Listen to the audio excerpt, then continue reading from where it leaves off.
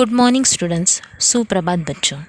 Hindi online lecture में कक्षा 5वीं के सभी छात्र छात्राओं का फिर से एक बार स्वागत है। आज के ऑनलाइन लेक्चर में हम पाठ आओ खेले और पाठ क्रमांक 1 नंदनवन इसे रिवाइज करने वाले हैं, जो कि आपका फर्स्ट प्रैक्टिस टेस्ट का पोर्शन है। So childrens, all of you remove your Hindi text book, then we start. Page number 1, पृष्ठ क्रमांक 1। सबसे पहले बच्चों, आप मुझे बताइए कि कौन कौन से खेल खेलते हो। जी हाँ, क्रिकेट, खो खो, कबड्डी, गिल्ली डंडा, लगोरी, वॉलीबॉल, कैरम, चेस, ऐसे कई प्रकार के खेल खेलते होंगे। खेल कूद आप सभी विद्यार्थियों को पसंद होगा, तो उनमें से कई खेल अर्थात गेम इंडोर गेम्स होते हैं तो कई आउटडोर गेम्स होते हैं। छात्रों, इंडोर गेम्स अर्थात जो घर के अंदर खेले जाते हैं, जिसे हम घरेलू खेल कहते हैं, और जो घर के बाहर खुले मैदान में खेलते हैं उसे आउटडोर गेम्स कहते हैं। अब आपको इंडोर गेम्स पता है बच्चों? जी हाँ, carrom, chess, ludo, snakes and ladder यानी सांप सीढ़ी, यह इंडोर गेम है जो हम घर में बैठकर खेल सकते हैं। और आउटडोर गेम्स कौन से हैं? Yes, gilli danda, kho kho, kabaddi, hide and seek जिसे हम छुपम छुपाई कहते हैं, और लगोरी। तो छात्रों, आप सभी को खेलना पसंद है ना? अच्छा लगता है ना? पृष्ठ क्रमांक 1, पेज नंबर 1, पहली इकाई, पाठ आओ खेले। चिल्ड्रंस, आपको इस पृष्ठ पर चित्र दिखाई दे रहा होगा, अर्थात यह एक चित्रात्मक पाठ है। और यहाँ पर जो 4 चित्र दिए गए हैं उनका वर्णन करने वाले हैं। सबसे पहले सुंदर हस्ताक्षर में यहाँ पर लिखा है, पहचानो और बताओ। छात्रों, इस चित्र का निरीक्षण कीजिए और मुझे बताइए कि इस चित्र में बच्चे कौन कौन से खेल खेल रहे हैं। यस, राइट, बच्चे लगोरी, गिल्ली डंडा, कबड्डी और क्रिकेट यह खेल खेल रहे हैं। मैं फिर से एक बार दोहरा रही हूँ बच्चों, आप सभी ध्यानपूर्वक सुनिए, लिसन केयरफुली। इस चित्र में बच्चे लगोरी, गिल्ली डंडा, कबड्डी और क्रिकेट यह खेल खेल रहे हैं। It means first game is लगोरी, second gilli danda, third kabaddi and fourth one cricket. और बच्चों, यह जो 4 खेल हैं वह घर के बाहर खुले मैदान में खेले जाते हैं, इसलिए इन्हें हम आउटडोर गेम्स कहते हैं। सो चिल्ड्रन, सबसे पहले हम बढ़ते हैं लगोरी इस खेल की तरफ और इस खेल के बारे में अधिक जानकारी प्राप्त करते हैं। छात्रों, यह एक ऐसा खेल है जिसे कई नामों से जाना जाता है। इसे कई राज्य शहरों में पिट्ठू कहते हैं, तो राजस्थान में इस खेल को सितोलिया कहा जाता है, पर इसका राष्ट्रीय स्तर पे नाम है लगोरी। महाराष्ट्र के कई गांवों में यह लोकप्रिय खेल है, जो 2 दलों के बीच खेला जाता है। अर्थात इस खेल को खेलने के लिए बच्चों हमें 2 टीम की ज़रूरत होती है। यह खेल सबसे सरल है, हर टीम में बराबर सदस्यों की ज़रूरत होती है। छात्रों, इस खेल को खेलने के लिए सिर्फ 1 गेंद और 7 चपटे पत्थरों की ज़रूरत है। It means 1 ball and 7 tiles।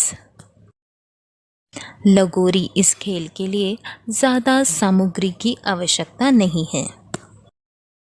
बच्चों, सबसे पहले जो टीम खेल रही होती है उसका सबसे पहले एक खिलाड़ी चाहता है, अर्थात एक प्लेयर, जिसे कुछ दूरी से 7 पत्थरों से बना हुआ टावर अर्थात सितोलिया गेंद के माध्यम से गिराना होता है। जो बॉल होता है उससे 7 टाइल्स को गिराना है। इसके लिए आपको 3 बार मौका दिया जाता है। अगर आप 3 बार में 7 पत्थरों से बनी सितोलियों को नहीं गिरा पाए तो आपकी बारी चली जाती है और फिर दूसरे खिलाड़ी की बारी आ जाती है। अगर आपसे वह सितोलिया गिरी तो यहाँ से खेल को शुरुआत होती है। अब दूसरे टीम में जितने भी सदस्य हैं वह सभी आपकी टीम के सदस्य को सितोलिया अर्थात 7 चपटे पत्थरों को टाइल्स को जमाने से रोकते हैं। तो रोकने के लिए क्या करना होगा बच्चों? रोकने के लिए उन खिलाड़ियों को आपके टीम के किसी भी सदस्य को गेंद मारनी होगी। बच्चों, अगर वह गेंद आपको छू लेती है तो आप हार जाते हैं, पर दूसरी टीम वाले सदस्य गेंद मारने में असफल होते हैं तो आप इसी तरह से जीतते हैं। और इस तरह से यह खेल खेला जाता है। इस खेल की सबसे अच्छी बात यह है कि आप में से कितने भी सदस्य इस खेल को खेल सकते हैं। तो इस प्रकार बच्चों हमने लगोरी इस खेल के बारे में जानकारी प्राप्त की है। अब हम बढ़ते हैं अगले खेल की तरफ, जिसका नाम है गिल्ली डंडा। बच्चों, यह जो दूसरा चित्र है वह कौन सा खेल है? अभी थोड़ी देर पहले मैंने आपको बताया।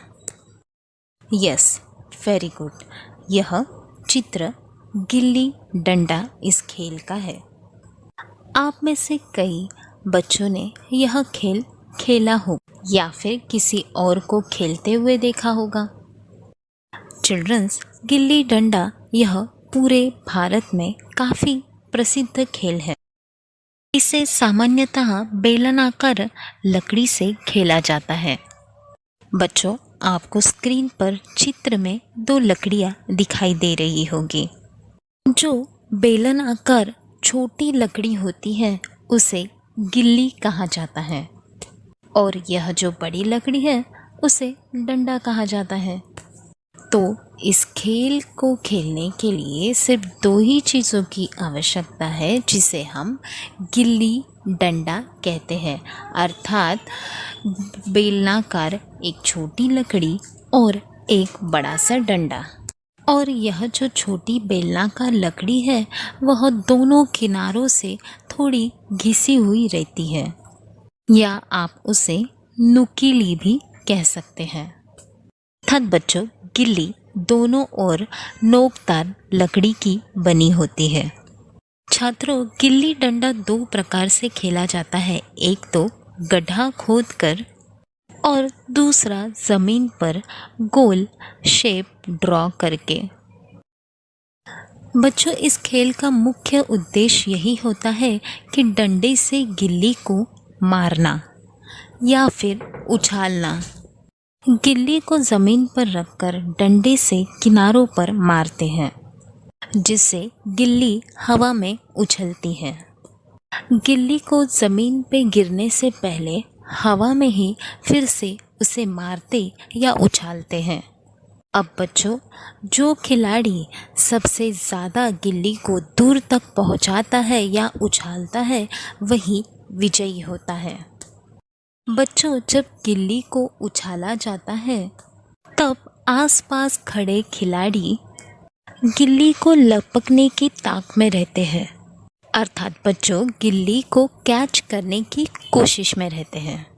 अब गिल्ली लपक लेने पर उछालने वाला खिलाड़ी आउट हो जाता है, अथवा दूर गई हुई गिल्ली डंडे पर फेंकने से या फिर डंडे को लगने से खिलाड़ी आउट हो जाता है, यानी हार जाता है। यह कबड्डी इस खेल का चित्र है। आप सभी विद्यार्थी इस कबड्डी खेल से भली भांति परिचित होंगे। बच्चों, कबड्डी यह खेल भारत में काफ़ी लोकप्रिय है। यह खेल भारत के कई भागों में काफ़ी प्रचलित भी है। कबड्डी में भारत ने एशियाई खेल, विश्व kabaddi league, kabaddi world cup जैसे खेलों में कई मेडल प्राप्त किए हैं। बच्चों, अब तो कबड्डी का यह खेल पूरी दुनिया में प्रसिद्ध है। कबड्डी यह खेल दो दलों के बीच खेला जाता है और दोनों दलों अर्थात दोनों टीम में समान खिलाड़ियों की संख्या होती है। प्रत्येक दल में अर्थात टीम में 7-7 खिलाड़ी होते हैं और खेल का मैदान बराबर 2 हिस्सों में बांटा जाता है। अब बच्चों, कबड्डी इस खेल में एक दल का खिलाड़ी दूसरे दल में अर्थात मैदान के दूसरे हिस्से में कबड्डी कबड्डी बोलते हुए जाता है। वह खिलाड़ी एक ही सांस में यह शब्द बोलते हुए दूसरे दल के किसी खिलाड़ी को छूकर उसे आउट करने और अपने पाले में लौट आने का प्रयत्न करता है। बच्चों, यह खेल खुले मैदान में खेला जाता है। इस प्रकार इस खेल को खेला जाता है।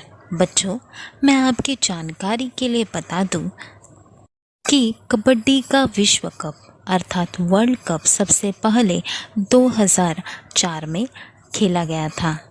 उसके बाद 2007, 2010, 2012, 2016 में हुआ।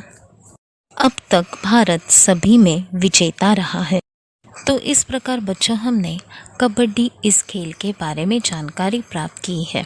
अब बढ़ते हैं हम अगले खेल की तरफ। अगला खेल है क्रिकेट। क्रिकेट खेल में 2 दल होते हैं और प्रत्येक दल में 11-11 खिलाड़ी होते हैं।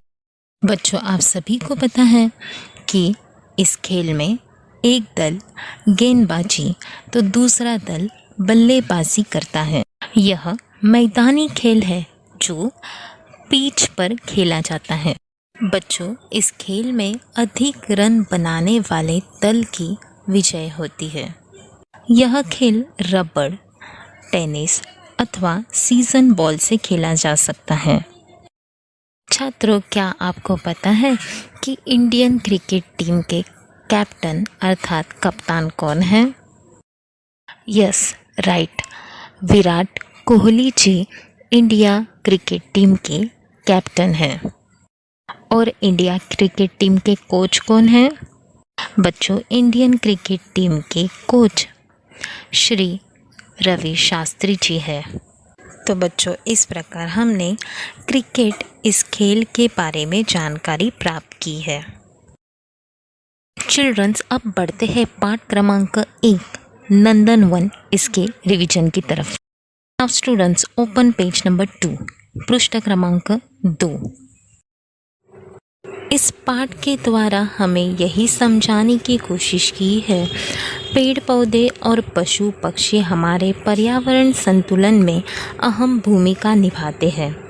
पेड़ पौधे उगाकर हम अपने आसपास हरियाली और खुशहाली ला सकते हैं।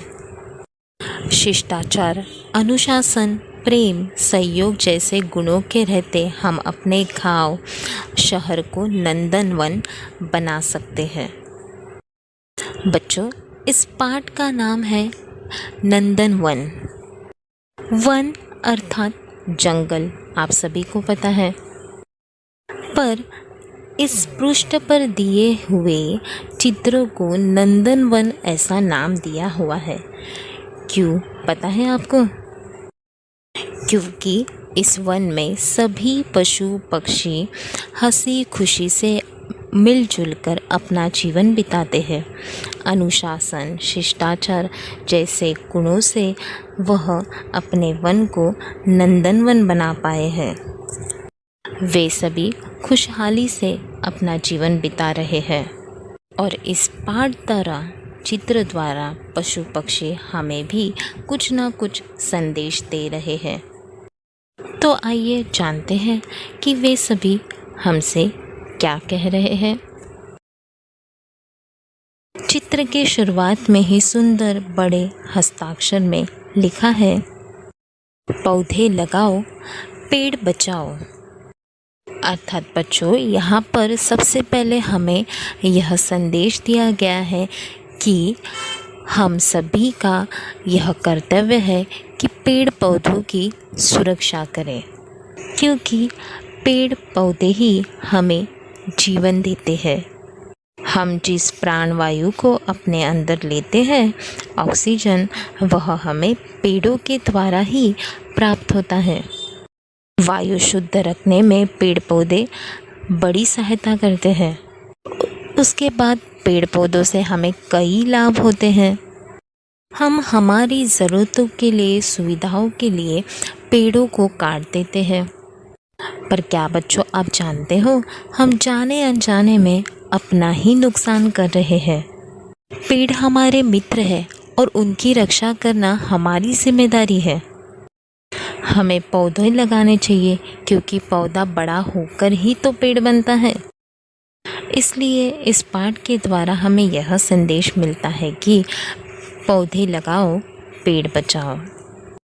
छात्रों, क्या आपको पता है 5 जून को जागतिक पर्यावरण दिन होता है। 5 जून को हम पर्यावरण दिवस करके मनाते हैं, 5 जून। और इस पर्यावरण का संतुलन रखने के लिए हमें पेड़ पौधों को बचाना बहुत ही ज़रूरी है। अब बढ़ते हैं आगे। नंदनवन में सबसे पहले जो हमसे मिलने आ रहे हैं वह है तोता। पैरोट आप सभी जानते हैं। तोता हमसे कह रहा है, नमस्ते। नमस्ते यह अभिवादन पर शब्द है। छात्र, जो हमसे उम्र में बड़े होते हैं, हमारे माता पिता, गुरुजन वर्ग, उन्हें नमस्ते कहना है, उनका हमें आदर करना है। ऐसा संदेश तोता हमें दे रहा है। आगे हाथी हमसे कह रहे हैं, कतार में चलो। कतार में चलो अर्थात एक के पीछे एक लाइन से चलना।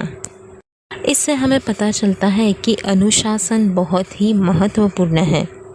छात्रों, देश के विकास के लिए अनुशासन होना बहुत ही ज़रूरी है। छात्रों, हमें नियमों का पालन करना है।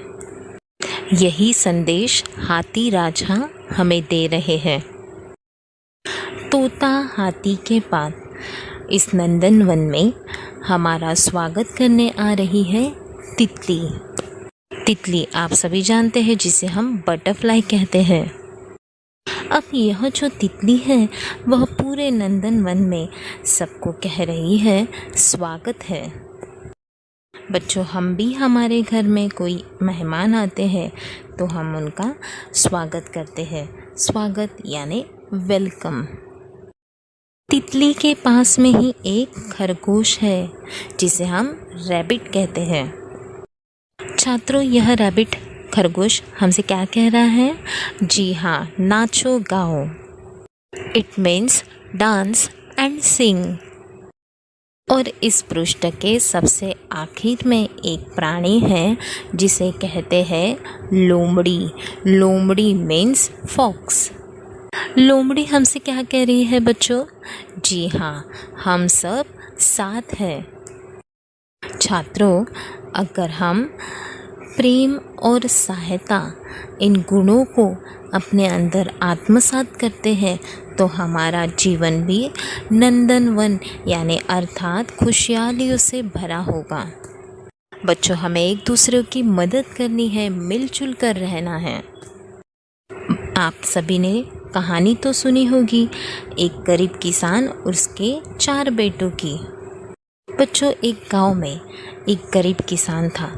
उसे अपने बच्चों की हमेशा फिक्र होती थी, क्योंकि उनके चारों बेटे हमेशा आपस में झगड़ा करते थे।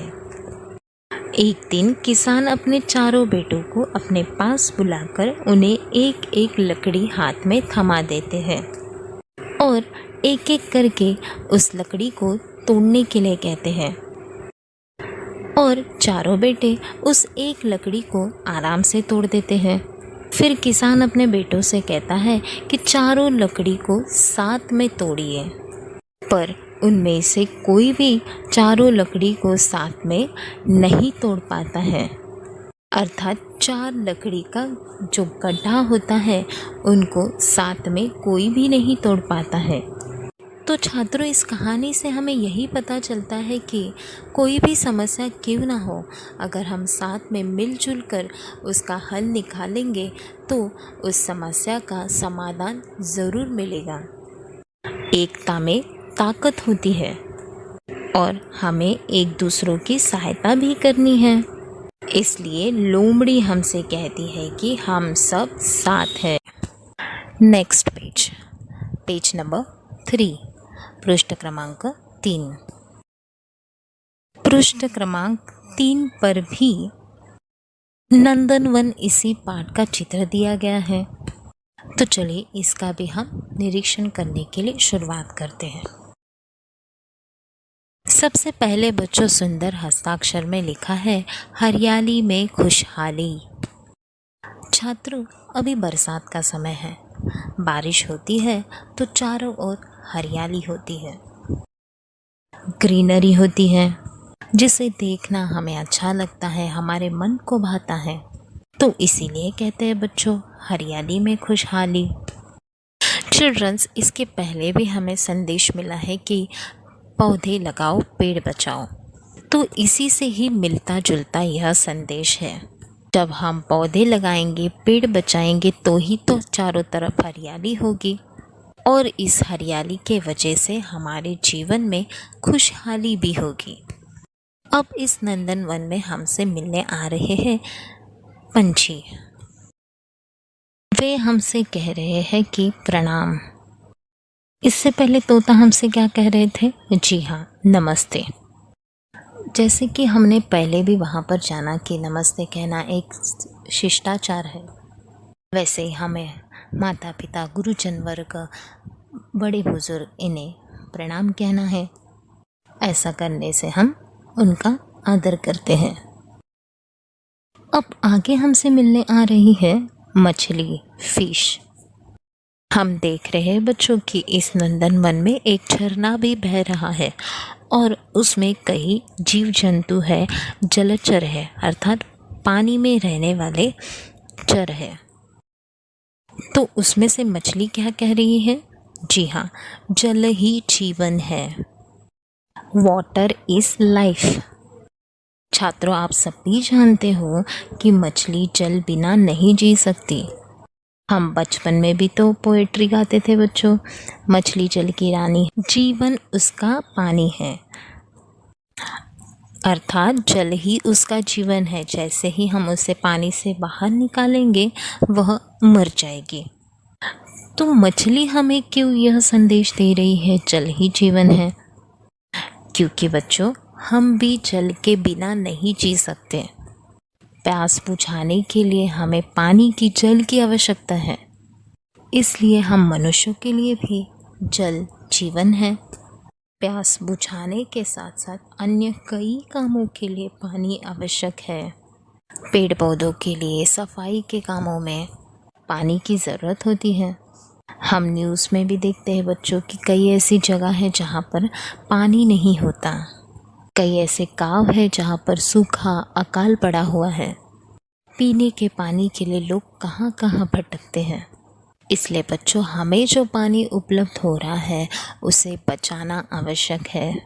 पानी की बूंद बूंद हमें बचानी है। बच्चों, अक्सर हम नल की टोटी खुली ही छोड़ देते हैं।